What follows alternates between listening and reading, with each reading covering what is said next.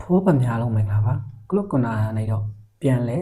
ကြိုဆိုလိုက်ပါတယ်ကျွန်တော်ဒါဒီညအစောဆုံးရှင်ပြိုင်ကစားသွားကြတယ်ကျွန်တော်ဘုံမောက်တင်နဲ့ Manchester United တို့ရဲ့ပွဲပြီးသုံးသက်ချက်လေးလုပ်ပေးသွားမှာဖြစ်ပါတယ်ဒီဗီဒီယိုလေးမစခင်ကျွန်တော်ရဲ့ YouTube channel လေးကိုညီကိုတွေနဲ့ like and subscribe လုပ်ကြတဲ့ရင် like and subscribe လုပ်ပြီးကျွန်တော်ကိုကူညီပေးသွားလို့ရပါတယ်ဒီနေ့ပွဲမှာဆိုရင်တော့ United အနေနဲ့အဝေးကွင်းပွဲစဉ်တစ်ပွဲဖြစ်တဲ့ဘုံမောက်ရဲ့အင်္ဂမတွားရရှင်ပြိုင်တဲ့ကျွန်တော်ပရီးမီယာလိပွဲစဉ်31မှာဆိုရင်တော့ဒီရလက်နဲ့ပဲကျွန်တော်တို့ပွဲလေးတော့ပြီးဆုံးခဲ့တဲ့အနေအထားမျိုးပါနော်ပထမပိုင်းမှာနေတော်တော်လေးမှကြည့်လို့ကောင်းတဲ့အနေအထားမျိုးတွေတိုက်စစ်ရကျွန်တော်တို့အသုံးချနိုင်ခဲ့မှုတွေကဒီနေ့ပွဲမှာ United ကိုတော့ကျွန်တော်မြင်ရဆိုအမှတ်တွေရောစေခဲ့တဲ့အနေအထားမျိုးရှိခဲ့တယ်လို့တော့ကျွန်တော်မြင်တယ်ဒီပွဲမှာဆိုနှစ်သင်းစလုံးရဲ့ကျွန်တော်တို့ပိုင်းဘောလုံးကန်ချက်တွေမှာဆိုရင်တော့တူတဲ့ရှုမှာဆိုရင်တော့တစ်ဖက်မှာနော်ကျွန်တော်ကန်ထားတဲ့အချိန်ကြီးအတွက်ဘုံပေါက်တင်ဆို16ချိန်ရခဲ့ပြီးတော့ United တော့ကတော့ကျွန်တော်14ချိန်ထိပဲရခဲ့တဲ့အနေအထားမျိုးပါနော်ကိုပေါက်တဲ့ကန်ချက်မှာဆိုရင်တော့နှစ်သင်းစလုံးကတစ်ဖက်ကို9ချိန်စီရပြီးတော့တွင်းကိုကတော့ကျွန်တော်တယောက်နှုတ်9စီဒီထက်မှထူးထူးဆန်းဆန်းမှကျွန်တော်ပြန်ကြည့်လိုက်မယ်ဆိုနှစ်သင်းစလုံးရဲ့ကျွန်တော်တို့တွင်းကိုထားတဲ့အနေအထားမျိုးတွေကနော်တိုက်စစ်ကစားသမားတွေရဲ့တွင်းကိုတွေမဟုတ်ဘဲနဲ့ကွင်းလင်ကစားသမားတွေပနေသီတွင်းကိုတွေနဲ့ဒီနေ့ပွဲမှာကျွန်တော်တေကြခဲ့တဲ့အနေအထားမျိုးတွေရှိခဲ့ပထမပိုင်းမှာလည်း United အနေနဲ့ကျွန်တော်တို့ဘိုးဘောက်ပျောက်ဆုံးမှုကတော့တော်တော်လေးမှကျွန်တော်တို့တိတိတသားကျွန်တော်ထင်နေတဲ့အနေအထားမျိုးဖြစ်ခဲ့တယ်ဗျာဒီမှာပထမပိုင်းမှာကျွန်တော်အာမတ်တို့ရဲ့ကန်ချက်တွေတော်တော်လေးကောင်းခဲ့တဲ့ကျွန်တော်တို့ပုံစံမျိုးတွေမြင်တွေ့ခဲ့တဲ့အနေအထားမျိုးပါเนาะဒီနေ့ပွဲမှာဆိုရင်တော့ဒုတိယပိုင်းမှာ United ရဲ့ကျွန်တော်တို့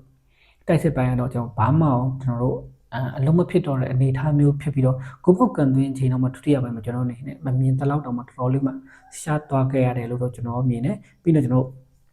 United ကျွန်တော်တို့ပွဲစပြီးတော့4မိနစ်မှာပဲကျွန်တော်အာမတ်ရဲ့980ကနေရော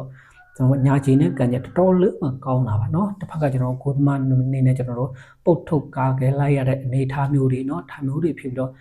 ့ပထမပိုင်းမိနစ်30ထိလောက်ကျွန်တော်ဘုံအောင်တင်တော့တော်တော်လေးမှကျွန်တော်ရုန်းကန်ခဲ့ရတဲ့အနေအထားမျိုးဖြစ်ပြီးတော့ကျွန်တော် United ရဲ့ကျွန်တော်တောက်လျှောက်တိုက်စစ်စမှုသူတို့အနေနဲ့ဟန်တာသွားတဲ့အနေအထားမျိုးတွေကျွန်တော်တွေ့ခဲ့ရ24မိနစ်မှာပဲထပ်ပြီးတော့ကျွန်တော်အမေကန်ချက်နောက်တစ်ချိန်ထပ်ပြီးတော့ကိုသမားထပ်ပြီးတော့ block ကိုသမားတော့ဖြစ်နောက်တန်းကစားသမားလုံးဝကွင်းလင်ကစားသမားကျွန်တော်တို့စကုတ်ဝင်ပြီးတော့ block သွားတာတော်တော်လေးမှကောင်းမွန်တဲ့ကျွန်တော်တို့ block လို့ပြောလို့ဒီလုံးကလည်းတော်တော်လေးမှကျွန်တော်အာမရဲ့ကန်ချက်ကျွန်တော်ကစ်ပါကတော်တော်ပြည့်တဲ့အနေအထားမျိုးမှာကွင်းလင်ကနေကျွန်တော်စကုတ်ကနေတော့ကျွန်တော်ဝင်ပြီးတော့ block သွားတဲ့အနေအထားမျိုးထပ်ပြီးတော့တွေ့ရတယ်ပြီးတော့ကျွန်တော်တို့တစ်ဖက်မှာကျွန်တော်တို့မိနစ်30ထိလောက်ကျွန်တော်တစ်ဖက်ကကျွန်တော်ဘုံအောင်တင်ရဲ့တိုက်ဆက်တွေကတော့တိတ်ပြီးတော့လုံးမဲ့ဒီနေ့ဘုံအောင်တိုက်ဆက်ကတော်တော်လေးမှညံခဲ့တဲ့အနေအထားမျိုးလို့ကျွန်တော်မြင်တယ်ပွဲတစ်ပွဲလုံးရအတိုင်းတိုင်ရဆိုသူတို့အနေနဲ့ဘာမှမလုပ်ပြနိုင်တဲ့အနေအထားမျိုးလို့ပြောလို့ရတယ်เนาะဘောလုံးပိုက်ဆိုင်မှုတော့သူတို့နဲ့အတားစီးယူထားတဲ့အနေအထားမျိုးเนาะတိုက်ဆက်တောင်မှနှစ်ချက်ကစားသမားတွေနဲ့ကျွန်တော်တို့အမြင်ဘောတွေပေးเนาะစန်နီလမန်စီပဲရောက်သွားတယ်เนาะကိုကန်သွင်းချက်တွေကန်ခဲ့တယ်เนาะတစ်ဖက်က United နောက်တန်းကစားသမားတွေထိပြီးတော့ပဲဒီလိုမျိုးပြန်ထားတော့သူတို့အနေနဲ့အမြင်ဘောတွေဆိုရင်လည်းเนาะခေါင်းတိုက်ခိုးတွေပါတယ်အမြင်ဘောတင်ပေးတယ်တိုက်စစ်ကစားသမားအနေနဲ့ကျွန်တော်ခေါင်းတိုက်တာစန်နီလမန်စီကြောင်းရောက်မရောက်ကျွန်တော်ဘေးထွက်တဲ့အလုံးတွေပဲเนาะဒီနေ့ပွဲမှာဆိုရင် United ကျွန်တော်နောက်တန်းတော့ဘုံမော်တိုက်စစ်ကတိတ်ပြီးကျွန်တော်မြင်ရတော့ဖိအားပေးနိုင်ခြင်းတိတ်ပြီးတော့မရှိဘူးလို့တော့မြင်တယ်ဒီနေ့ပွဲမှာဆိုရင်တော့ပထမပိုင်းမှာကျွန်တော်တို့35မိနစ်လောက်မှထပ်ပြီးတော့ကျွန်တော်ဓာတ်လို့ရကျွန်တော်ကို area တွေကနေတော့ကျွန်တော်တို့အမြင်ဘောကျွန်တော်ကန်တင်ပေးလိုက်တဲ့အချိန်မှာ Bruno ကန်ရက်ဝင်သွားပြီထင်တာအဲ့လုံးသားတော်တော်လေးမှကောင်းခဲ့တဲ့ကျွန်တော်အနေထားကျွန်တော်တွေ့ခဲ့ဒါမှလည်းတစ်ဖက်ကကျွန်တော်တို့ဘုံမော်ရဲ့ကိုသမားရဲ့ဘယ်ချိန်နဲ့လာမှန်းသိထိပြီးတော့ပြန်ထွက်သွားတာအဲ့လုံးကကျွန်တော်ဂိုးသွားပြီးထင်တဲ့အနေထားမျိုးဒါမှလည်းကျွန်တော်တို့တစ်ဖက်ကနောက်တန်းကိုသမားအနေနဲ့ကျွန်တော် block လိုက်တဲ့အချိန်ဒီမှာသူတို့နဲ့ဂိုးမရရှိခဲ့တဲ့အနေထားမျိုးတွေ့ပြီးတော့ပထမပိုင်းတော့ကျွန်တော်စီးနေတော့ပြီးဆုံးသွားခဲ့တဲ့အနေထားတွေ့ရတယ်ဒုတိယပိုင်းပွဲစားတဲ့အချိန်မှာတော်တော်လေးမှကျွန်တော်တို့ကောင်းခဲ့တဲ့ကျွန်တော်တို့ပွဲစဉ်ဒုတိယပိုင်းမှာကျွန်တော်စားပြီးတော့မြင်တွေ့ခဲ့ရတဲ့အနေထားလို့ပြောလို့ရเนาะဒုတိယပိုင်းမှာစားပြီးတော့ပြောတဲ့အားတော့ဒီနေရာမှာတော့တစ်ဖက်ကနောက်တန်းကစားသမားဘုံနောက်တန်းကစားသမားတွေတော်တော်လေးမှကျွန်တော်ဂျင်မီနဲ့အနေနဲ့မလုပ်တဲ့မလုပ်ခဲ့တယ်လို့တော့ကျွန်တော်မြင်တယ်တစ်ဖက်ကကျွန်တော်ဂိုးအေရီယာထဲမှာအဲ့ဒီအလုံးကကျွန်တော်အများဆုံးကျွန်တော်စန်နီလမန်ကန်တင်ပေးလိုက်တဲ့အလုံးသူ့အနေနဲ့ဂျင်မီနဲ့အနေနဲ့ကျွန်တော်တစ်ဖက်ကကျွန်တော်တိုက်စစ်ကစားသမားပြကူးညာနဲ့သူနဲ့ဘောလုံးရှင်လို့တဲ့အချိန်မှာတော့ကူးညာနဲ့ရေမက်နဲ့ထိတ်ပြီးတော့သူ့ကြော်ထွက်သွားတဲ့အလုံးเนาะကြော်ထွက်တဲ့အလုံးကနောက်မှဂိုးအေရီယာတွေဝင်ဖို့ကြိုးစားတဲ့အချိန်မှာသူ့အနေနဲ့တစ်ဖက်မှာဆိုရင်လည်းကျွန်တော်တို့ ခရစ်စတီနဲ့သူအနေနဲ့ရှိနေတဲ့အနေအထားမျိုးပါဗျအဲ့လိုသူလွှတ်လိုက်မယ်ဆိုရင်လည်းကျွန်တော်နောက်တန်းကစားသမားတွေဟေးတို့ကျွန်တော်ဆန်စီတို့ဒါမျိုးကစားသမားထပ်ပြီးတော့ရှိနေသေးတဲ့အချိန်တော့အဲ့ဒါအောင်မှဒီကောင်ကမင်းလုံးဝမလှုပ်ပေးလိုက်ပဲနဲ့ကူးမြောင်နောက်ကနေတော့ဆွဲထားလိုက်တဲ့အနေအထားမျိုးဖြစ်ကောကျွန်တော်တို့ကိုယ်လေတိုင်းနဲ့သူအဝါကပြပြီးတော့ပနက်တီပေးလိုက်တဲ့အချိန်မှာတော့ဘရူနိုနေနဲ့ကျွန်တော်တို့60မိနစ်မှာပဲရလာတဲ့ပနက်တီအကောင်းဆုံးကျွန်တော်တို့ကန်တွင်းပြီးတော့ကျွန်တော်1စီနဲ့စပြီးတော့ဦးဆောင်လိုက်ပါတယ်เนาะဦးဆောင်လိုက်တဲ့အချိန်မှာတိတ်ပြီးတော့မကြာခင်မှာပဲကွင်းလင်ကစားသမားဖြစ်တဲ့ခရစ်စတန်ရဲ့ကျွန်တော်တို့ကန်တွင်းချက်တော်တော်လေးမလှပပါတယ်เนาะ1-2ရိုက်ပြီးတော့ကျွန်တော်တို့သူ့အနေနဲ့ကမ်လူပေးလို့အနေထားနေပြီးတော့ညာကြီးလေးနဲ့အသားလေးလှိမ်မောလေးကန်လိုက်တဲ့အချိန်မှာနောက်တန်းကစားသမားတွေနဲ့ကွိုင်းရဲ့ကျွန်တော်တို့ပေါင်ညာတွေကဝင်သွားတဲ့အနေထားမျိုးပါเนาะဒါမျိုးတွေ့ရတဲ့အနေထားမျိုးပြီးတော့ကျွန်တော်စတင်လမန်းအနေနဲ့သူ့အနေနဲ့ဖန်ဖို့ကြိုးစားခဲ့ပြီးတော့ရှေ့ကသူ့ရဲ့နောက်တန်းကစားသမားတွေကွယ်နေတာနဲ့ဘောလုံးကလည်းကျွန်တော်တို့ဘေးပိုက်ဒေါင်းတက်တဲ့ကိုလာလိုက်တဲ့အချိန်မှာသူအနေနဲ့ဘလူးမှဖမ်းမမီတော့မယ်နဲ့1-1ဖြစ်သွားတဲ့အနေထားကိုကျွန်တော်တို့တွေ့ခဲ့ရတယ်เนาะဒီနေ့ပွဲစဉ်မှာတော့ကွင်းလင်ကစားသမားဖြစ်တဲ့ဘရူနိုနေနဲ့တော်တော်လေးမှကောင်းခဲ့တဲ့ကျွန်တော်တို့ပုံစံမျိုးတွေတွေ့ရတယ်ဒီနေ့တိုက်စစ်ကစားသမားတွေဖြစ်တဲ့ကျွန်တော်တို့အမ်ပူမူတို့တိတ်ပြီးတော့အလုံးမဖြစ်ခဲ့တဲ့အနေထားမျိုးဒီရသွားတဲ့ထပ်ပြီးတော့ကျွန်တော်တို့နဲ့1-1ဖြစ်သွားတဲ့ဒုတိယရသွားတဲ့အနေထားမျိုးမှာဆိုတော့လက်ကီးလိုပဲပြောမလားပြောရမယ်အနေထားမျိုးလို့ပြောလို့ရတယ်။ဘာလို့ကြောင့်လဲကြောင့်ဘတ်မင်ဆက်စကိုဝင်လာတဲ့အချိန်မှာ United အနေနဲ့ကျွန်တော်နောက်တစ်လုံးထပ်ပြီးတော့ရတာနော်။ဆက်စကိုတော့သူတို့အနေနဲ့ဒုတိယပိုင်းမှာကျွန်တော်တောက်လျှောက်ကျွန်တော်တို့လူသားအပြောင်းလဲလုပ်ခဲ့တဲ့အနေထားမျိုးတွေ့ရတယ်။ပေါ်ကျင်တိုင်းလို့ဆက်စကိုတော့ကျွန်တော်တို့ပွဲထွက်ကနေတိတ်တော့မပေါအောင်ခိုင်းမယ်။ဒုတိယပိုင်းမှာဝင်လာတာဆက်စကိုရဲ့ကျွန်တော်တို့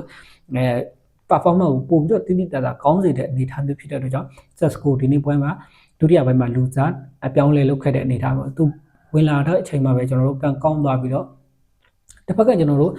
့ဘရူနိုရဲ့ကျွန်တော်တို့ထောင်ကန်ဘောကန်ချက်ကနေပဲနောက်တန်းကစားသမားတွေအနေနဲ့ဟေးတို့ဘာတို့ကျွန်တော်ရှင်းထုတ်တဲ့အနေထားမျိုးမှာပြတ်သားမှုကြောင့်ပဲကျွန်တော်တို့တောင်းအုံကိုပေးလိုက်ကြတဲ့အနေထားမျိုးပါနော်90မိနစ်မှာအုံကိုပြန်လဲပေးလိုက်ကြတဲ့အနေထားမျိုးဖြစ်သွားပြီးတော့သူတို့အနေနဲ့2-1ဆိုပြီးတော့အကောင်းဆုံးဥဆောင်နေတဲ့အနေထားမျိုးလားဒီနေ့ပုံမှန်ဒုတိယပိုင်းကျွန်တော်တို့ United ကိုပြန်ကြည့်လိုက်မယ်ဆိုတော့ United အနေနဲ့ကျွန်တော်တို့တိုက်စစ်ပိုင်းကိုဘာမှသိပြီးတော့ထိအောင်ကျွန်တော်စော့ကစားနိုင်ခြင်းမရှိဘဲနဲ့ကိုပေါ့ကန်သွင်းခြင်းတော့ဒုတိယပိုင်းမှာတော်တော်လေးမှရှားသွားတဲ့အနေအထားမျိုးထိတွေ့ရတယ်ဆက်စကိုတို့ဝင်လာတယ်ကွလန်ကစားသမားတွေအနေနဲ့ကိုဘီမိုင်နူးနဲ့ကစမဲတို့နဲ့ဒီနေ့ပွဲမှာကျွန်တော်တို့တော်တော်လေးမှပြာရခတ်နေတဲ့အနေအထားမျိုးတွေ့ရတယ်ကွလန်မှာနော်ဘောလုံးပေးပို့မှုတွေပါတော့မှားတဲ့အထီကိုကျွန်တော်တို့တွေ့ရပြီးတစ်ဖက်မှာဆိုရင်ကျွန်တော်အမ်ပူမိုဆိုရင်လည်းဒီနေ့ပွဲမှာကျွန်တော်တို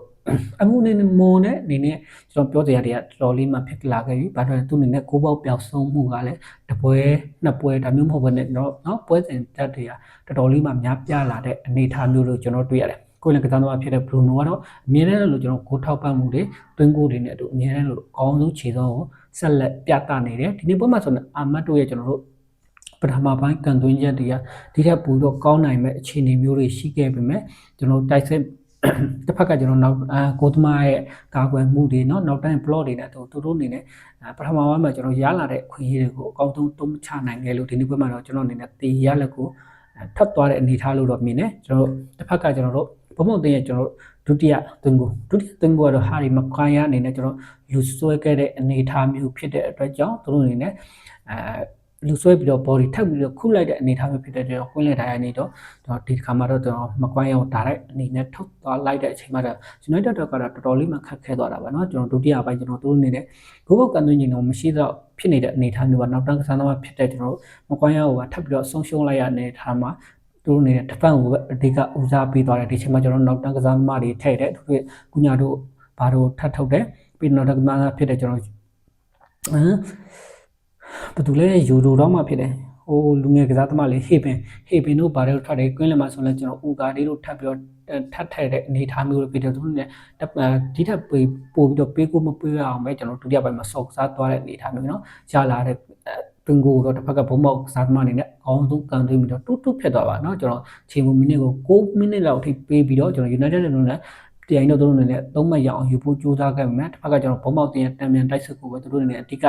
ထားပြီးတော့ကျွန်တော်ကစားသွားတဲ့အနေအထားမျိုးဖြစ်တဲ့ကြောင့်ပွဲစဉ်ကတော့2-2ဖြစ်ပြီးတော့ United တို့အနေနဲ့တော့ဒီပထမပိုင်းမှာရလာတဲ့ခွင့်ရေးတွေတော့အသုံးမချနိုင်ခဲ့ပဲနဲ့တိုက်စစ်ကစားသမားတွေဒီနေ့ပွဲမှာတော်တော်လေးမှညံ့ငယ်တယ်လို့တော့ကျွန်တော်မြင်တယ်နောက်တန်းကစားသမားတွေရဲ့ဒုတိယပိုင်းမှာဒီတက်ပူကောင်းတင်တယ်လို့တော့ကျွန်တော်မြင်တယ်မကွန်ရတို့ဆိုတာမလုပ်တဲ့အလုပ်မှားတွေကိုမလုပ်လိုက်တယ်လို့တော့မြင်တယ်လို့ကျွန်တော်တို့မြင်တယ်ညီကိုတွေနဲ့တော့ဒီညပွဲစဉ်လေးဘယ်လိုမြင်ကြလဲဝင်အောင်ဆွေးနွေးမှတ်ချက်ပေးတော့လို့ရပါတယ်။နောက်ကြည့်ရှုပေးတဲ့ကျွန်တော်တို့တယောက်ချင်းနဲ့ကျေးဇူးများတင်ပါတယ်။ကျွန်တော်နောက်ဗီဒီယိုလေးမှာပြန်လည်ဆုံတွေ့ကြတော့ဗျာ။